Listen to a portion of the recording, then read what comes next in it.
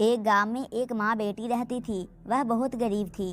वह दूसरों के घरों में बर्तन धोना, झाड़ू लगाना, ऐसे छोटे छोटे काम करके अपना गुजारा करती थी। उसके पास एक छोटा सा घर था और एक पुराना टेम्पो। वो टेम्पो इसके पति चलाते थे, लेकिन एक रोड एक्सीडेंट में इसके पति की जान चली गई। तब से वो टेम्पो वहीं पड़ा है। उसकी माँ एक दिन बाजार गई और सब्जी खरीदने लगी। तभी पीछे से एक गाड़ी ने उसे टक्कर मार दिया और वो मरकर चुड़ैल बन गई। हे भगवान, मैंने कौन से पाप कर्म किए थे जो तू मेरी बच्ची को इतनी बड़ी सजा दे रही है। पहले उसके पापा की जान चली गई और अब मुझे चुड़ैल बना दिया। अब मेरी बेटी की मदद कौन करेगा।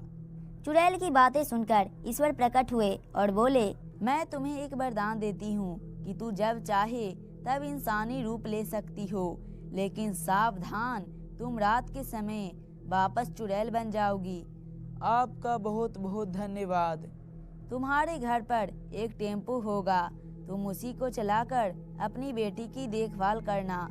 चुड़ैल इंसानी रूप लेकर अपने घर गई तो देखी कि उसकी पुरानी खटारा टेम्पो बिल्कुल नई बन चुकी है और उसका पुराना घर शानदार घर में बदल चुका था। अब उसकी बेटी बहुत खुश थी क्योंकि उसकी गरीबी खत्म हो गई थी।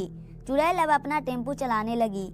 अरे बहन, तुम तो बहुत अच्छी टेम्पो चलाती हो। ऐसा लगता है कि ये टेम्पो नहीं, हेलीकॉप्टर है, हेलीकॉप्टर। चुड़ैल सुबह से शाम तक टेम्पो चलाती थी। शाम होते ही घर आ जाती थी क्योंकि रात को वह अपने असली रूप में आ जाती थी।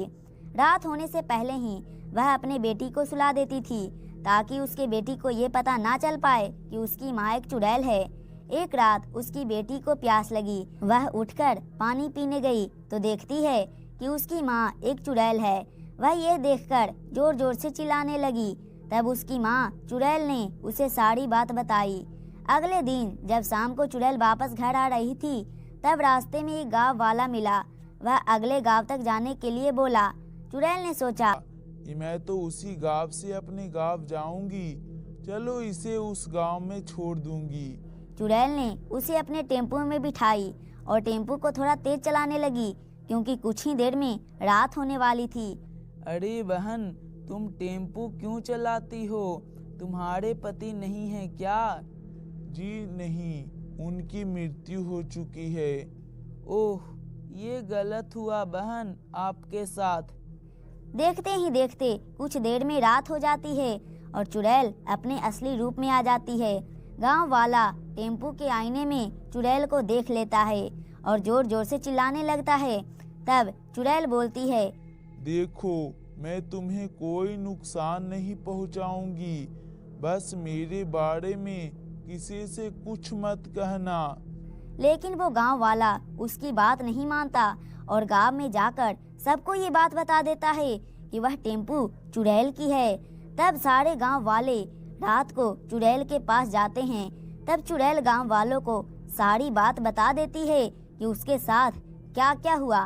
तुम्हारी मुक्ति कब होगी? जब मेरी बेटी अपने पैरों पर खड़ी हो जाएगी तब मेरी मुक्ति हो जाएगी।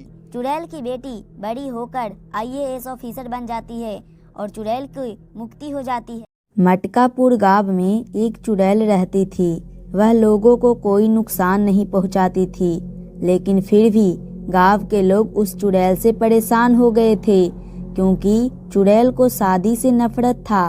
अगर गांव में किसी की शादी होती तो वह वहां जाकर सब कुछ खराब कर देती थी और दूल्हा दुल्हन को अपनी जादुई शक्ति से 1-2 महीने के लिए पागल कर देती थी।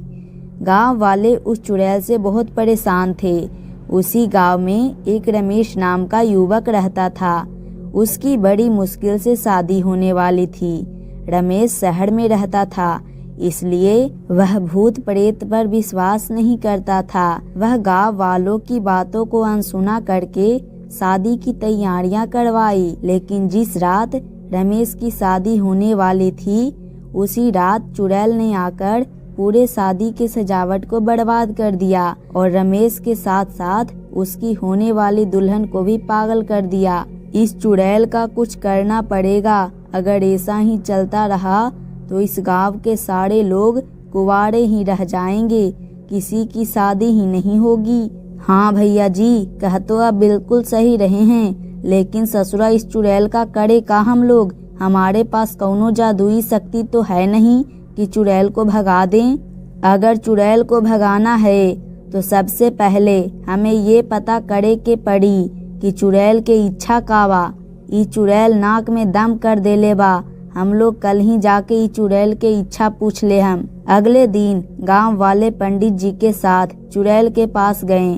चुड़ैल ने गांव वालों को देखकर कहा, क्यों गांव वाले मेरे पास क्यों आए हो? अगर अपनी जान प्यारी है तो चले जा यहाँ से। हम लोगों को तुमसे एक सवाल पूछना है। कैसा सवाल? यही कि तुम गांव में किसी की शादी क्यों नहीं होने देती हो? ये कुछ समय पहले की बात है, जब मेरी शादी हो रही थी तब मंडप पर ही मेरा दूल्हा हार्ट अटैक से मर गया। तब गांव के लोग बोलने लगे कि शादी होने से पहले ही ये लड़की अपने दूल्हे को खा गई। तो मुझसे रहा नहीं गया और मैंने उसी वक्त जलते हुए हवन में कूदकर अपनी जान दे दी और मैं चुड़ैल बन गई।